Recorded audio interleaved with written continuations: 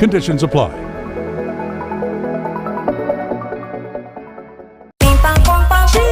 Mosoka, Mosoka, Mosoka, Mosoka, Mosoka, Mosoka, Mosoka, Mosoka, Mosoka, Mosoka.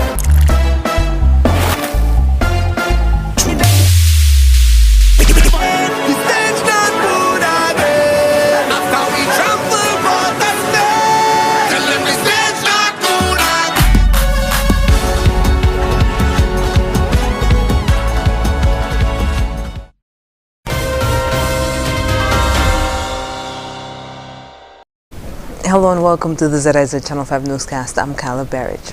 Prime Minister of St. Kitts and Nevis, the Honorable Dr. Terence Drew, met with the rank and file of the Royal St. Christopher and Nevis Police Force on Tuesday morning at the National Emergency Management Agency conference room. Prime Minister Drew holds the portfolio as the Minister of National Security in the government of St. Kitts and Nevis. During the meeting, the Prime Minister expressed his commitment to maintaining peace and security throughout the Federation and asked for the unwavering support of the men and women in uniform to accomplish this. I speak to you now at this introductory occasion knowing some fundamental truths. One, that the first duty of a government is to protect its people. The peace and prosperity we yearn for requires a resolute foundation of law and order. The police service is in the vanguard of law and order. Leadership and management at all levels must be sound, responsive, effective, and efficient. The Prime Minister also gave the officers the opportunity to air their concerns and make suggestions that would benefit their lives and job performance, some of which included requesting training and health benefits. Commissioner of Police Hilary Brandy used the opportunity to pledge the support of the force to carry out their duties under the new government. We, the members of the Royal St. Christopher and Nevis Police Force, pledge our support and cooperation and will gladly implement the priorities of the new government. Even as we implement the new priorities, please continue to recognize the power of the police to fulfill action and behavior and the ability to secure and maintain public respect. So, Robert Peel. Since being sworn in as Prime Minister on August 6th, Dr. Drew has been touring and visiting various departments within the government to familiarize himself with both senior and junior staff. Prime Minister Terence Drew has the welfare of the police officers and it is being looked into. While meeting with the rank and file of the police force at the National Emergency Management Agency, NEMA, Prime Minister Drew listened to questions and addressed concerns raised. One police officer raised the issue of enduring traumatic situations as police have their own demons to deal with.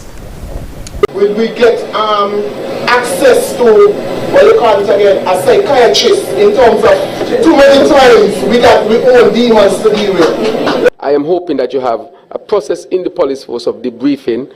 You might be suffering from PTSD, post-traumatic stress, or low levels of anxiety or depression based on your job, and you should be able to have some service that can help you to deal with these issues, of course. Very confidential, very private, but they should be services for you. Why? Because your very job is a job that creates anxiety. A very job you deal with crimes. I mean, if you go to a crime scene, you don't play tough and that you can't be affected psychologically. You're a human being as well. And that would have an impact on you, and you should be given the opportunity to effectively and professionally debrief so that you don't have long-lasting psychological effects. Another issue raised was promotions that were pending. An officer alleged that a few were not promoted because of their vaccination status. Permanent Secretary Osman Petty provided a response. There is or was no policy about vaccination. The procedure for approvals for promotion is that the final approval comes from the Prime Minister, the Minister of National Security. And it was the decision of the then Prime Minister that persons of promotion should be vaccinated. So there is no written policy.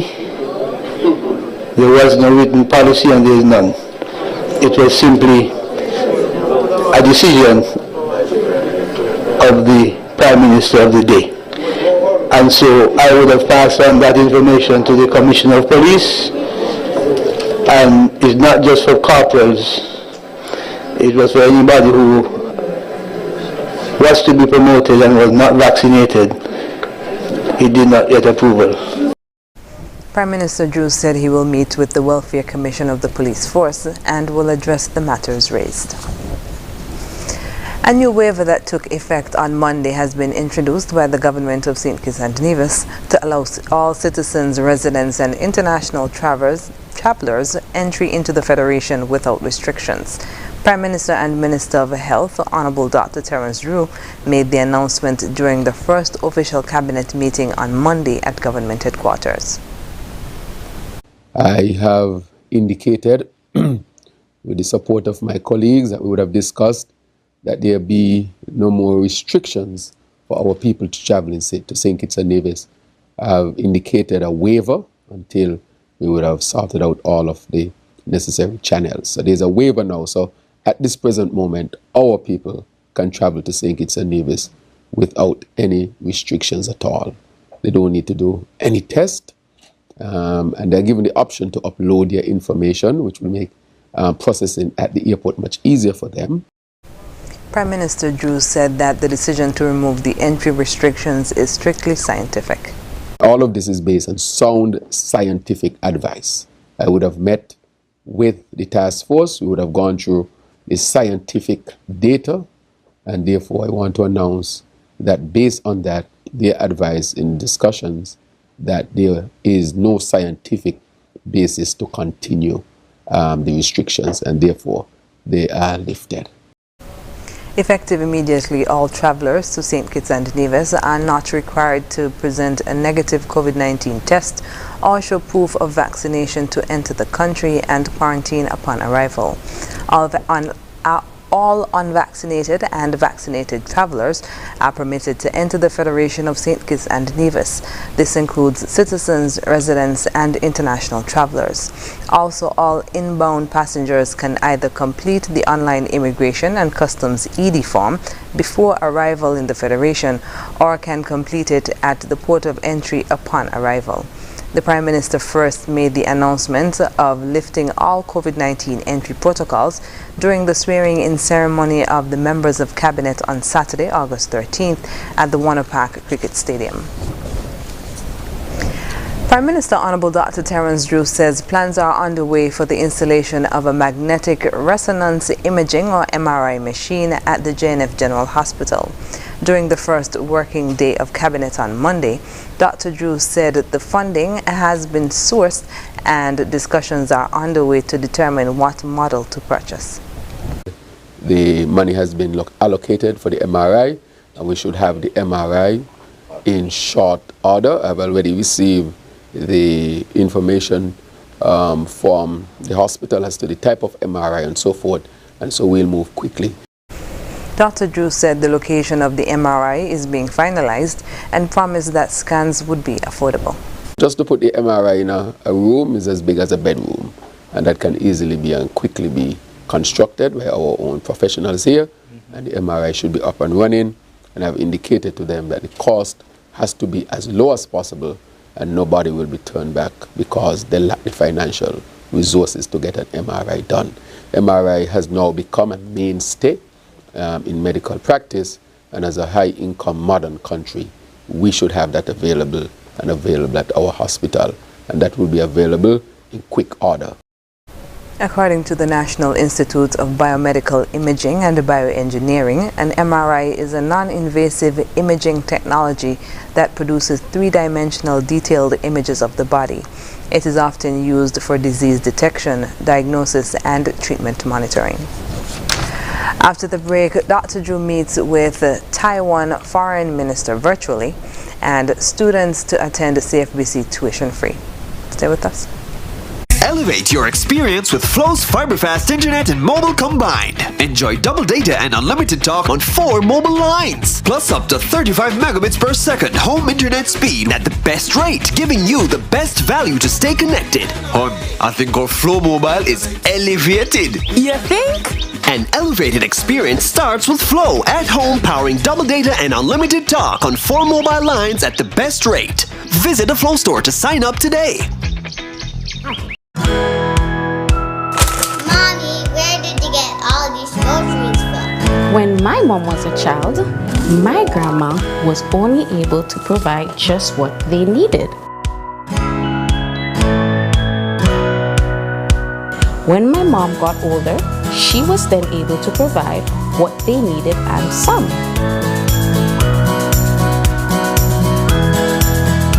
But now, with FlexPay, I am able to get everything we need and lots more with cashback.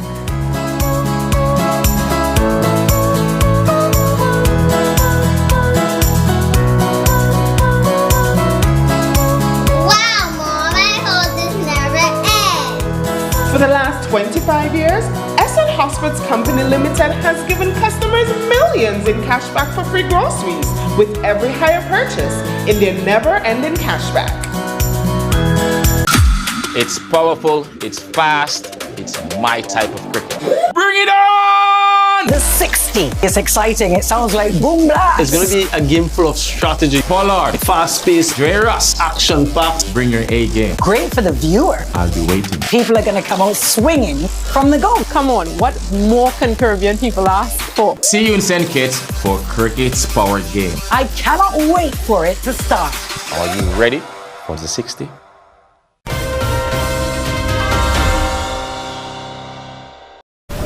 Welcome back. Prime Minister Honorable Dr. Terence Drew met with Minister of Foreign Affairs of the Republic of China, Taiwan, Joseph Wu, on Monday via video call, following the swearing-in of the Federation's new cabinet on Saturday. During the virtual meeting, Minister Wu congratulated the Prime Minister on the SKNLP's victory and was confident that under Prime Minister Drew's leadership, the new government will deliver a better future for the people, as well as strengthening the partnership between Taiwan and St. Kitts and Nevis. Minister Wu also extended the invitation for Prime Minister Drew to visit Taiwan at the earliest convenience on behalf of President Tsai Ing-wen. Prime Minister Drew expressed full support for Taiwan in international fora and existing strong cooperation between the two countries in public health, education, renewable energy, and women's economic empowerment, among other cooperation projects. The Prime Minister and Minister Wu were joined in the meeting by Ambassador of the Republic of China Taiwan to St. Kitts and Nevis, His Excellency Michael Lin. St. Kitts and Nevis and the Republic of China Taiwan have enjoyed 39 years of diplomatic relations. Beginning the new academic year 2022-2023, students attending the Clarence Fitzroy Bryant College will be able to attend without bearing tuition costs. This is according to Prime Minister Honorable Dr. Terence Drew when he spoke at the swearing-in ceremony of cabinet ministers on Saturday. He underscored that education is the key to our children's development and success. The education of our children is simply too valuable to be wasted. Or under your new Minister of Education, the Honorable Dr. Jeffrey Hanley, and the Deputy Prime Minister of St. Kitts and Nevis. We will invest more resources in our educational and training institution so they can lead the charge in equipping our young students for the 21st century opportunities. Therefore, your Labour-led government will immediately provide free tuition for all students of the Clarence Fitzroy Bryant College going forward. Prime Minister Honorable Dr. Terence Drew. St. Kitts and Nevis is among the countries in Latin America and the Caribbean that are benefiting from the Republic of China, Taiwan, in assisting the economic empowerment of women post-pandemic through the Women Employment, Entrepreneurship and Financial Inclusion Project. According to Project Coordinator Claudia Walwin, the Women Employment, Entrepreneurship and Financial Inclusion Project began last November and is aimed at assisting women to combat some of the ill effects of COVID on their livelihoods. The project targets women who are either unemployed, underemployed, or self-employed. The project's main activity is centered on vocational training of women entrepreneurs. So far, there have been 4 vocational trainings on St. Kitts and 2 on Nevis. Applications for the 3rd and final training on Nevis will open shortly.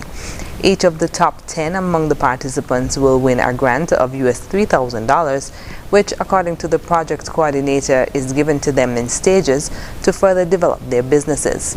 According to Ms. Walwin, the Taiwan Technical Mission in St. Kitts and Nevis will continue its efforts in assisting capacity building and facilitating women empowerment in St. Kitts and Nevis under the Women Employment, Empowerment and Financial Inclusion Project. Coming up in regional news, Brazil presidential candidates fear rising violence. The details when we come back. Here are your hosts with Value Mart IG Value Club Blue Tax Specials from August 11th through 24th. Downy Fabric Softener $23.99. Essential Everyday Chocolate Chip Cookies $12.99.